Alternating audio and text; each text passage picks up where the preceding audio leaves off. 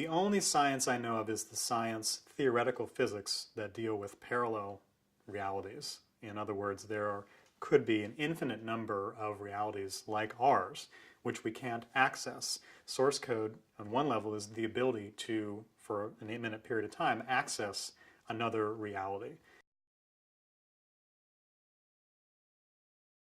The germ of the idea for source code came from my desire to tell a nonlinear story like Groundhog Day, like Sliding Doors, but with a science fiction twist within the confines of a thriller where the story became very propulsive. We looked at Run Lola Run a lot, and what made those things worth watching is the idea of re-accessing experience again and again and learning from it. And I think the audience can really get on board when they start expecting things.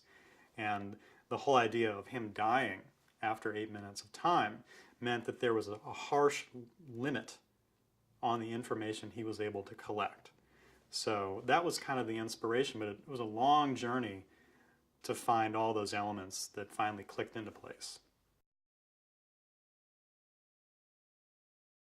At its fundamental core, the definition of source code is the ability to access an afterimage of the brain that lasts for 8 minutes in a parallel world and through another identity.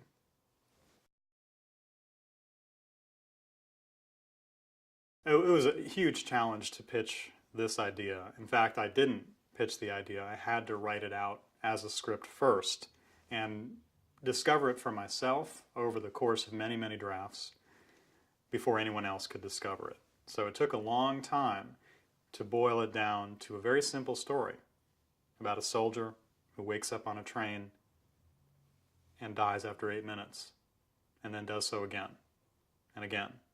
So the movie, on one level, is a thriller. On another level, it's a character mystery. It's a chamber piece. If you look at what Duncan does, he is relentlessly in the point of view of Jake Gyllenhaal's character. It is his experience on the train, back in the isolation unit, back and forth, binary switching those two worlds, but staying on his character and keeping it about character and keeping it intimate that lets you experience that story. The Jake Gyllenhaal character is the through line to that story. Duncan knew that, and he doesn't get distracted by it.